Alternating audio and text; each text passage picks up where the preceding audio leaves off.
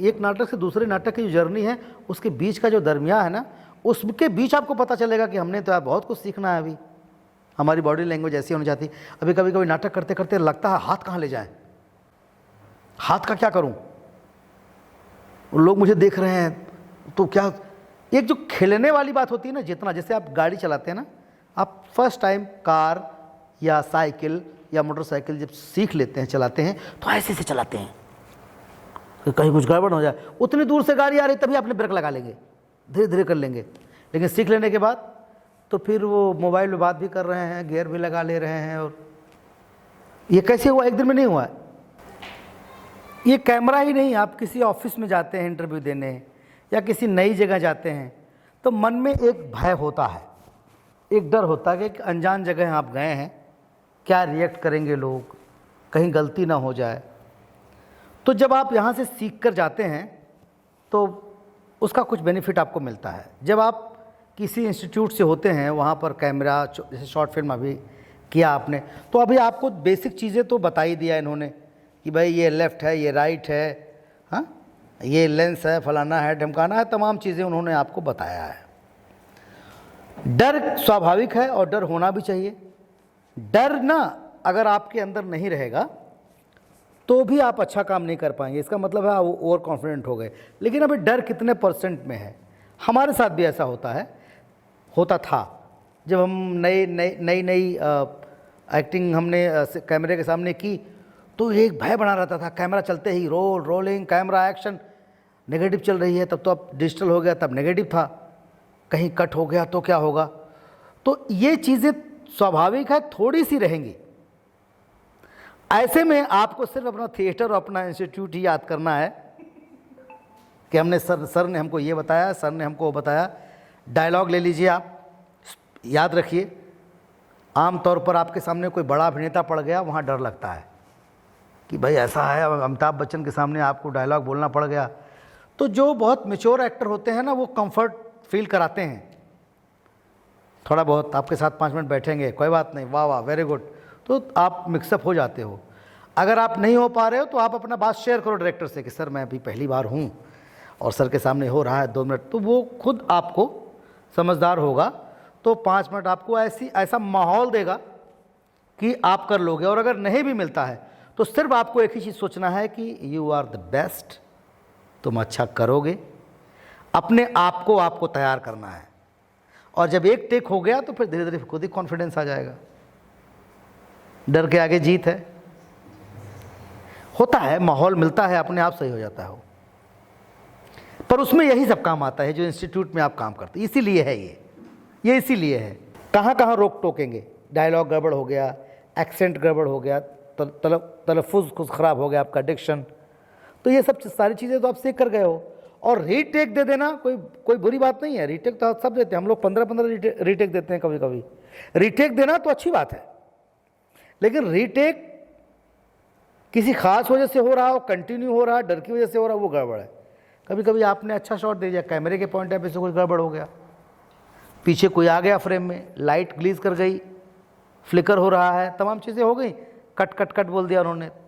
ज़रूरी नहीं कि हर बार आप ही की वजह से होता हो। तो ये डर जो है, डर निकालने के लिए ही ये इंस्टीट्यूट होता है भैया। इसीलिए सामूहिक अभिनय करा जाता है, 10 लोगों के सामने आपसे स्पीच दिलाया जाता है कि ताकि यहाँ से आपका डर खत्म हो जाए।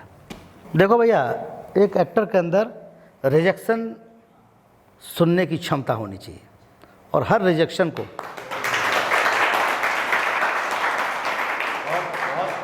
बहुत इम्पोर्टेंट चीज़ बताई है। और हर रिजेक्शन को वो चैलेंज की तरफ स्वीकार करे, वो समझ जाए कुछ और अच्छा होना है। बस आपको पता है, पहली बार जब कैमरा फेस किया था तो मुझे डायरेक्टर ने गाली दे के भगाया था। मड में शूटिंग कर रहा था, मैं भूल गया डायलॉग ही, बोला भगा भगा साले भगा, और मैं भागा वहाँ से डर के मारे। घर में आया, सोचा कि मैं क्या कर रहा हूँ, ये मैं यही करने आया हूँ। लेकिन उस चीज़ को मैंने एक्सेप्ट किया, स्वीकार किया, गलतियों को किया। जब आप पढ़ेंगे और आप करेक्टर विजुअल करेंगे, जब आप फिल्म देखते हैं तो आपको स्क्रीन में सब कुछ साफ साफ दिखता है, लेकिन जब किताब पढ़ते तो उस पर भी आपको सब कुछ साफ साफ दिखता है। अब वो आपके फ़र्क इतना है, वो सामने दिखता है, वो आपके मन में चलता है, मन में दिखता है। तो आप ना जब पढ़ेंगे और जब आप थिएटर के डिफरेंट टाइप आप किरदार आप यहाँ किए रहेंगे तो वहाँ आपको सपोर्ट करेगा। हमने थिएटर में सीरियस भी किया, कॉमेडी भी किया। जब सीरियस किया तो गालियाँ खाई दुबे जी की, तुम्हारा गड़बड़ हो रहा है, ये चीज़ें गड़बड़ हो रहा है। जितना आपको सुनने की क्षमता होगी उतना आप अच्छा कर पाएंगे। आपकी कमियां कोई बताने वाला हो और उसको आप एक्सेप्ट करने वाले हों, बस आप कर पाएंगे। आप खाली चैलेंज कीजिए अपने आप से कि मुझे भाई किरदार करना है, और किरदार पकड़िए। आसपास आपके हैं, मैं किरदार पकड़ता हूँ, मैं रियल लाइफ की किरदार पकड़ता हूँ। मैं शराबियों को देखता रहता हूँ, मैं किसी ऑफिस में बैठता हूँ तो बात करने का तरीका देखता हूँ, अलग अलग इंस्पेक्टर्स को देखता हूँ, माफियाओं को देखता हूँ, मैं उनको ऑब्जर्व करता हूँ और उन्हें कॉपी करता हूँ उनकी, फिर उसका रिहर्सल करता रहता हूँ। तो ये ऐसे ही होगा। ये तो लर्निंग प्रोसेस जीवन भर चलता रहेगा ना, कि आप किसी किरदार को पकड़ लीजिए। जैसे मैंने एक फिल्म किया था प्रेम के रोग भइल, नहीं, रंगीला बाबू। तो अब उसमें जो है भुलक्कड़ मामा था, तो मुझे बोला कि आप सर वो फिल्म देख लीजिए बाजीगर, जॉनी लीवर ने जो किया। मैंने कहा नहीं, मैं वो क्यों करूं। मैंने अपने गांव के एक किरदार को पकड़ा जो हमेशा पैंट ऊपर, आज भी पैंट ऊपर करता रहता है हमेशा, और वो भूल जाता है बोलते बोलते हर चीज़ को। तो मैंने उसको कॉपी किया और वो हिट हुआ, उसको अवार्ड भी मिला। तो आप किसी चीज़ को पकड़िए, आप देखिए एक किरदार से दूसरे किरदार में घुसने में उतनी तकलीफ होती है। जैसे आपका नाम क्या है? तो सूरज जी, अगर आपको हमने एक किरदार दिया इंस्पेक्टर का, तो सूरज कुमार का इंस्पेक्टर के किरदार में घुसने में उतनी पीड़ा होती है जितना सर कहते हैं कि सांप अपना केचुल छोड़ते वक्त जितना पीड़ा उसको मिलता है, उतनी पीड़ा होती है।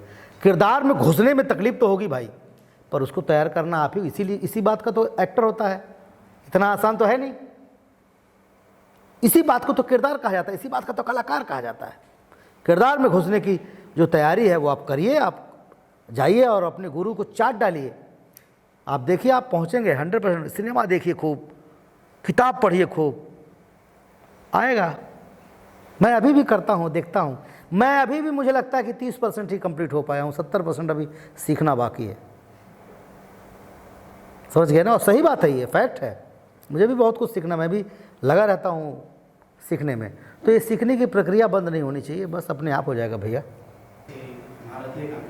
महारथी नहीं हूँ, मोनोलॉग करता हूँ। हिंदुस्तान में बहुत सारे लोगों ने मोनोलॉग किया है। कुछ नहीं भाई, आपको आप सीखते हैं और आता है, आप करते हैं, आएगा। आप भी जैसे कोई 10 मिनट का नाटक तैयार कीजिए। 10 मिनट के नाटक में आप 5 किरदार होंगे, पिताजी होंगे, बाबूजी होंगे, बहन होगी, ठीक है। अब इन सब लोगों से घर में बात करना है, तो घर में आप किस तरह से बात करते हैं? बाबूजी से या अपनी मम्मी से कैसे बात करते हैं, बहन से कैसे बात करते हैं, उसकी एक कहानी बना लीजिए। भाई फीस है, लेना है और कुछ पैसे दे दीजिए, मुझे शॉपिंग करना है। बहन कहती है अच्छा आप सिर्फ आप ही को चाहिए, मुझे नहीं, अरे तुम बाद में ले लेना। मम्मी कुछ और बोलती है। ऐसे 4-5 बनाइए, और 4-5 के बात करने की जो टोन होता है, जो उनका जिस तरह से बोलती हैं उसको लीजिए। मिमिक्री करने की जरूरत नहीं है, मिमिक्री मत करिए। लेकिन जब आप बोलोगे बहन ने ऐसे कहा, तो लोग अपने आप विजुअल कर लेते हैं कि लड़की बोल रही है। आप अपने आवाज़ में बोलिए, जरूरत नहीं कि आप लड़की की आवाज़ में ही बोलेंगे। आप देखिए, करिए, आपको 100% आएगा जब रिहर्सल करेंगे आप। अब चलिए, अभी अब सर से मिला हूँ तो मैं भी कुछ करूँगा, आके बीच में एक नाटक तैयार करवाता हूँ आप लोगों को लेके। लेकिन 5-5 मिनट का, 7-7 मिनट का आप लोग खुद तैयार कर सकते हैं। कोई अच्छी सी स्पीच तैयार कर लीजिए, 4-5 लोगों का किरदार का, 5-5, 10-10 मिनट का। उसको याद कर डालिए, सबसे पहले उसको याद कर डालिए। याद करने के बाद उसको बनाइए, सर को दिखाइए, सर आपको बताएंगे कब इसमें और क्या करना है। आप फिर अपने आप माँ, बहन और बेटी किरदार में आ जाएंगे आप।